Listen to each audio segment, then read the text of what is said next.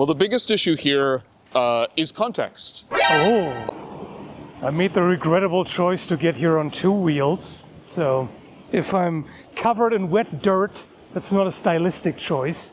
I just trusted the weather betrayal service, but it ended up a lot more moist than they claimed, so that's why. If you don't thumb this video up, I hope your next picnic will have this kind of weather.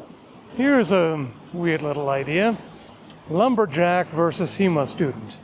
And I should point out, I do not condone any sort of blood feud between forestry workers and sword nerds, let alone incite. This is purely hypothetical, okay? If someone who's very familiar with an axe for wood chopping, felling trees, and all, I mean, obviously they mostly use chainsaws now, but there's still people who know their way around an axe. If that kind of person had to fight a HEMA student, the reason why I say HEMA student, when we're talking about historical figures, it's a little bit harder to narrow it down on like what kind of person are we talking about? You know, what's the average knight or whatever? I've never seen a knight in action, but I've seen plenty of HEMA students in action. It's a little bit easier to make specific statements there, but of course it can be extrapolated to woodsman versus swordsman to some extent. Looking at your beard, you might have some experience with this sort of thing. So I spent a little bit of time in the Canadian Forces as a combat engineer, and as part of that I did some sort of forestry work, right? Worked with axes, worked with chainsaws, explosives as well. That's an interesting aside. Yeah. You know, axes, chainsaws, explosives. You know, whenever you want to blow up a tree. Could be a thing, right?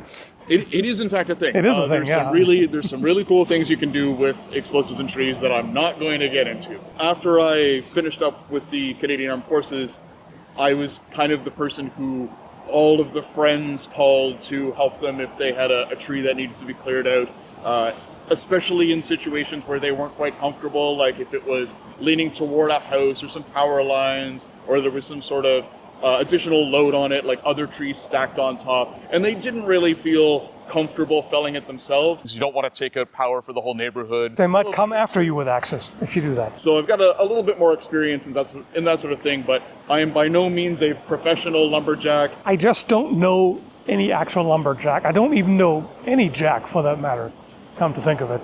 When you swing into a tree, right, when you're felling a tree, you're swinging through the tree, right? You want that motion to kind of continue. So you're going to get into a rhythm where you hit and come back, right? So you're not obviously going to have like high, medium, and low guards for, you know, nobody's going to be in Dante di Chingaro, like they're going to come up and over and down, and they're going to swing into that log. And you'll notice as well, like my hand is slipping down, right, to give that extra force. Exactly. You don't just want to statically do it this way, but you actually want to let it slide down, because you have much more control when you start with the hands further apart, and then you generate more force as they slide. Exactly. When you're chopping wood, it's common to set up in such a way that the swing goes between your legs if you miss. So ideally you chop into the log. If it misses, then it goes in between the legs rather than into one of the legs. Either that, or they set up so that the axe would go into the ground. Either way, the point here being, they're used to swinging to impact. If you come in with a big swing and you miss, muscle memory is probably just used to, we're just gonna let it fall. There are positions that you'll end up in when you're felling a tree, for example, that you do kind of come back to, right? You could think of it as kind of like a posta, right? You've got kind of a guard, right, where you're going to have a foot forward towards your target, and you're going to return to a position. This kind of action, I think you would probably do a better job of recovering, even if you miss. Yeah. In terms of muscle memory, I imagine it might be a bit jarring if you come in for that swing and you aim for someone, and that person dodges, and now you're kind of overswinging potentially, but I'm not sure how big of a problem that really would be. You're not swinging around like this, there's not going to be a big overswing. The weird thing would be transitioning from one motion into another. Like, where do I go from here, right, with an axe? Because that weight is kind of all up here and I'm not expecting to kind of move into another position. Yeah. It's a little bit more jarring in that sense. When you've practiced historical martial arts with an axe, there are certain things you'd be used to that do not apply to actually working with axes. Like, for example, because they're top heavy, there's a tendency to follow through and use the momentum or keep it in motion, keep going like this. The other issue, though, is the geometry of an axe like that is going to be very different than the geometry of a felling axe, right? The felling axe has a lot more mass to it. Yeah. Never mind like a splitting axe that's actually designed for that wedge, right? So that's significantly lighter and I guess more handy, right? You can move it around a lot easier. The offense, of course, is massive, right? So let's talk for a moment about in terms of physicality. In this case, I would say that the Lumberjack has a strength advantage. It's a bit of an abstraction because, of course, there are all kinds of people doing HEMA. You have very unfit people, you have very fit people. In fact, a forestry worker or some other, someone else in a physical labor job who has that kind of working man strength can very well be doing HEMA. Like, I know at least one person with that sort of background. So it can be the same, but for the sake of argument, I'm just going to say, if we amalgamate the average of HEMA students, whatever the hell that is, I would think that the average Lumberjack is probably stronger than the average HEMA student, just on this sort of level. If the Lumberjack hits even just once, it's over. If you get hit in the arm, that arm is gone. If you get hit in the leg, you're done. If you get hit in the body, in the head, anywhere, it doesn't matter, you are done. Whereas with a sword, depending on where you get hit and how good the edge alignment is and things like that, it may not be over. In an unarmored situation, it's bad news to be hit by a sword in any which way, but it's not going to be as devastating as the axe. Well, even the backside of your axe is going to cause an awful lot of damage if it connects. Yeah. Whereas if you get hit with the flat of the sword, it's not quite as devastating. It's a bit unfortunate that this is too short, this is too long, but that's all we have right now. So we might have to switch between the two, and then you're going to have to imagine something in between, because a felling axe would definitely be longer than this, but not quite that long. Of course, when it comes to HEMA student, there's a big difference between beginner and intermediate. We're not going to talk about instructors because I'm just going to get that out of the way right now. I don't care who it is. A Lumberjack against a HEMA instructor with a sword, it's probably going to last a total of 5 seconds, and it's it. Absolutely no chance. The beginner is going to struggle a little bit more because they're still trying to figure out how to move with a sword, and they tend to be a little stiff, and they tend to overswing, and they tend to be twitchy. And this depends a lot on the personality. I've seen very different beginners. Some are extremely defensive, some are actually surprisingly aggressive, etc. So it depends a little bit. But if imagine I'm a beginner, if you just come at me and take a swing, I might just be like, oh crap. So if you're dealing with this kind of defensive beginner, that's actually a good thing.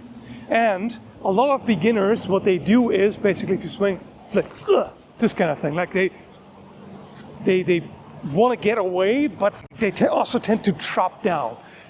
A lot of people do that. Like as soon as something comes, they're just which in this case, it's not necessarily bad. Depends on exactly where you hit. Like one danger I see is if both hit at the same time, the axe and the sword is too low. Yeah. That's not happening. That's going to blow right through. If it hits high on the axe, then yeah, sure, that's going to work. A relatively common kind of double in HEMA sparring is thrust and cut at the same time. If it's this, then the hand might be destroyed, which is bad, but I'm done. Also run through, right? So that's like the beginner who just goes, ah, right? If it's a more experienced person, it might look more like this. All right, so you swing, follow through. No, I can't. If it goes further, then that's what happens. If I come up over my shoulder to swing at you, I'm in that position. Yeah. And you just come for that wrist target, right? From Fool's Guard, you can just come up for an undercut, and this looks weak, but the way it would be done is this. So that's definitely going to disable that arm. So boom, and then stepping back. And it's the same if I come out this way, Yeah. right? You can still connect in that elbow there. If you try to come at me with a big swing, you have another very obvious target here, because regardless of how I'm going to swing, one leg is going to be forward. Yeah. And that axe isn't going to be able to get down to a guard where I can defend that. So unless I'm expecting to slip my leg, which, yeah, it's not a very typical intuitive thing to do, then as soon as I start moving, well, that leg's wide open. let's say I hang out here, you step in to strike. You know, the old Geisling. That would be great for this purpose because I already have more reach with a sword. And then I do this. You need to know how to punish this. When you do, the Lumberjack is not exactly going to have that as a tool in the repertoire. Well, the biggest issue here is context. Oh, context. While the swordsman or European martial art practitioner may have context in terms of chopping down trees on the weekend, the Lumberjack might not have the context of how to use a sword. And I'd argue that it's significantly less likely that your average person is going to be able to think, oh yeah, in this situation, this is how I would deal with a sword or an axe. But as you kind of mentioned before, if you've got the knowledge of how to use some weapons, even at that beginner level, you hand somebody an object that is kind of similar, they've got that additional, oh, I can target the leg, oh, I can target the arm. You know, if they do this, I respond with this. Mm-hmm. There's also one very high percentile, if you will, response. That would be quite effective. What's called Nachreißen in the German school. You swing at me, and then I come back and cut to the same opening that the attack came from. The logic being, that's where it takes the longest to come back to defend, right? So I wait for it and, just evade and counter. And the axe, it's going to take a little bit. Like it's not going to immediately come back. And also, again, there's no training for the sort of backhand strike. You know, with a sword, if this happens and your opponent does that, you can come straight back and try to deflect it with a false edge. When I swing at you here, I am maybe I'm at like the full extension of a full felling axe here. Yeah, but, that looks about right. This is kind of pushing it, right? And with the weight at the end, the only thing I could think that this might have an exception on are the double bit axes. Right. Right, and that's going to be a whole other kettle of worms. Yeah. Because then you might be able to come back with it. If it's a shorter axe, right? If I'm up here, I'm not even coming close, right? So there's a reach advantage there. Even with a side sword, right? You're still going to have the reach advantage on me, and I'm going to be wanting to move through this way. Yeah. With very little recourse to come back. Yeah. In fact, now that I'm looking at that, I'm thinking it might actually be better to cut to that side. Just because, if you do that again, I evade this. If I now cut here, I can even meet this. Yep. You know, if you try to come back up and then, hit Take the those arms off. or whatever, that would be. In fact, generally I'm thinking the safest way to respond to this, like in general, would be to target the arms and hands. that would absolutely be the safest thing in pretty much every way. If you stand there and before you strike, if I take the initiative, got to the arm, I don't think I would have to worry about it coming from that side. Because that's that's a very unnatural direction. You just switch sides, right? You would, yeah. So I guess if the lumberjack is left-handed, then it might come from that side. But not that it matters, because again, just here, right?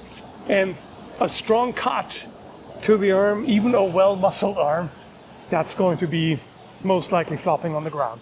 Well, unless we're talking beginner, or perhaps someone who just isn't very good at cutting. The way you train, ideally, you should have the correct cutting mechanics. Ideally, but a lot of times someone actually tries to cut and it turns out, their edge alignment isn't great. So that could be a problem, especially for a beginner. And also a beginner is not going to have clean footwork, so they're going to be like kind of stumbly, and especially under adrenaline, and it's not going to be that clean. So the beginner might kind of look more like, that kind of thing. This is a lot more nimble than the axe. And there's absolutely no defense for the hands in any way. Hands and arms. Any kind of overswing, any kind of issue with distance, right? You're going to take the arms and then you're going to take my head, right? Or you're going to take the arms and then you're going to thrust and then you're going to cover. So there's not even a chance to recover and escape. What other options would the lumberjack have? I guess the blocking like this. I could see an untrained person do that. If this kind of block happens, that might be a thing. Yeah. If it's followed up quickly enough. If not, then this could happen. You know, guard hooking here, boom, coming around, that kind of thing. Yep. And also, if it's a feint, you're in all kinds of trouble.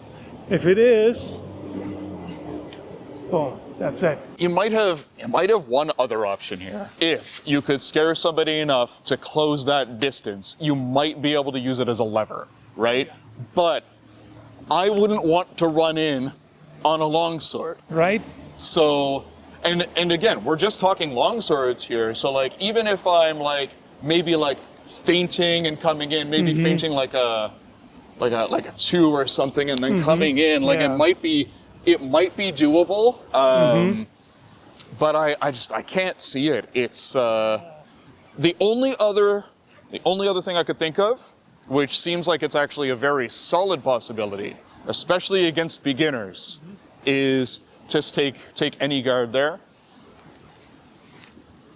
feinting to the head, and going for the leg. Yeah. Right? And I can see that. That could work, and the legs are something that most beginners are not very good at working with in terms of they're not good at defending them, and they're usually not very good at slipping the leg. Yeah. If you can get them focused on something coming in as a threat up here, and then coming down for that leg. That might work, considering that we already touched on the strength advantage, potentially.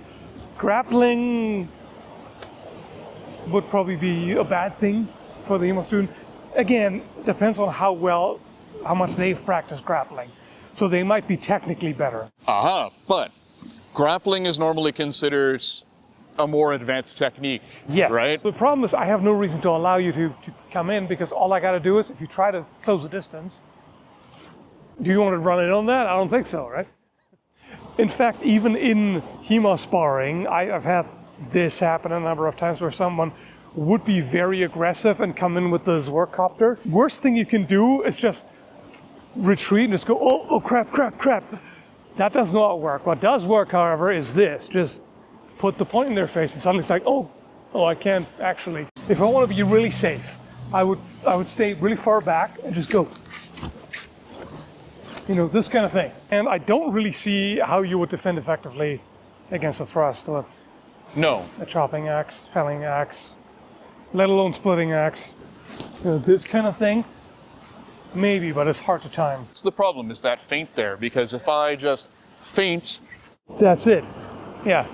Right? So there's all kinds of things. That would be quite difficult. And even this way, if you want to thrust, like, yes, I could do that kind of thing, but then I have to immediately follow up and capitalize on it, right? So in theory, possible, but again, that really requires the martial arts training, which we're assuming is not there. If I start coming in for like a cut 1 or something, you've got some issues going on, because as soon as that stops, it's going to be hard to get started again. Yeah. On the one hand, but as well, if you're trying to counter me with this is probably just going to blow right through. Oh yeah, that would absolutely. It's going to be an issue. Doing something like feinting a thrust to the face, right? Feinting that thrust to the face and then coming up for the hands, like you're not going to be able to recover sufficiently for that. The worst case scenario for the HEMA student would be some sort of double, when like the axe comes down and hits, like there's either a cut or a thrust, so both take it, and in this case that's worse. The axe is absolutely worse, whether it be to the head or just to the side or whatever is. So that there could be a situation where the HEMA student gets a cut in, but it's with poor edge alignment or whatever, so it's not very effective, but the axe absolutely wrecks, right? So that can happen, or just, I don't know, in case of a beginner, I guess, like shocking with sheer aggression. Like the Lumberjack just goes, just comes in there like a freight train and just wrecks things. I could see that, where the beginner just freaks out, just like, oh, what? I could see that, but otherwise, Yeah, it's dependent on that beginner having the freak out response, though. Just because the Lumberjack has a certain, skill repertoire and a certain muscle memory and all, that doesn't mean they're going to be acting like a robot, like, oh, this is what I do. I'm just going to move up and I'm just going to pretend the opponent is a tree. Of course they can figure something out. So they can very well have the idea of, okay, I got to get that sword out of the way. So I'm just going to pretend that's the end of the half. That should be about right for a felling axe, something like that. So, just coming in, hitting that out of the way, but this is how it can go wrong. There's a problem. That's assuming that you're faster with the axe, which is unlikely. I don't really see this happening, like even when I think about, again, like the surprise of like shock and awe, if you will. It's just extreme aggression, strength advantage, obviously harder hitting weapon, et cetera, et cetera. All of that is good. I don't think it's enough. Like, again, against a beginner, okay, maybe. The beginner might be caught off guard or may, stumble over their own feet or whatever. Not that the Lumberjack has fantastic footwork, because they haven't practiced it.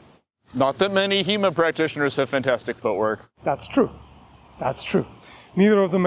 And I guess it also depends on where. If we're thinking like in the forest, uneven ground, there's like branches to trip over and this and that, the other, then that might be better. Yeah. Because the forest worker is used to moving around obstacles and uneven ground and all that. If the HEMA student is, it's like a city person who is only used to moving on, gym floor in HEMA class and all that, that could be a problem. So that is something where it can shift the bounds of power a little bit, if you will. But yeah, I feel like just the sheer offense against all the stuff you can do with a sword, I can't really imagine it working out too well. Having recently watched some beginner longsword, most of the cuts they're going to do are going to look like this. Right. The elbows kind of don't move, and it operates here. Mm-hmm. So there's going to be a lot of, instead of having your point like this, you're going to have your point forward and straight. Yeah. Right? And you're going to lock those elbows, and I could see some advantage, right, for somebody else coming in with a little bit of confidence in how they're using their tool in this case. It's actually quite difficult to recover from something like that. If this gets moved out of the way and suppressed, I'm in trouble, right? And as we've touched on before, that's going to have a lot of kinetic energy, a lot of it's going to probably follow so through. I'm gonna have a bad time. How do beginners move, right? Yeah, a bit stiffly, but uncoordinated. Again, it depends on who. I've seen people with a background in dancing. Even in the beginning, they move really well. Footwork's important. So, Yeah. It Footwork's still really important. still depends on who it is, of course. Same as for the Lumberjack, but yeah, overall, it's extreme offense versus very solid defense, and also very strong offense because of the reach, because of the speed, thrusts, etc., etc. There's a whole lot going on. In case you haven't already figured it out, this is basically a way to comment on the whole strength is more important than skill. I still see that. Like, even now, with all the information that's out there on the internet, I still see people who think that, oh, all this fancy technique is all bullshit. If someone is just, if someone's stronger and they just hit you real hard, that's a fight and it's over. Like, no, skill is important. Yes, physical fitness is very important, of course, but if you're talking like no skill or extremely limited versus reasonably advanced, or again, like even intermediate, like some understanding of the basics, and the basics including not just specific techniques, but also things like timing, distance management, Context. strategic movement. Yeah, context. The understanding of context. It makes a big difference. That makes the difference between just like a baseball bat swing, completely off balance, and just quickly stepping back and sniping to the arms, being ready in another guard where you can respond again if need be. I think that's about covers it. So feel free to share your opinion, of course, in the comments. Who do you think would win? And thanks for the help. Pleasure as always.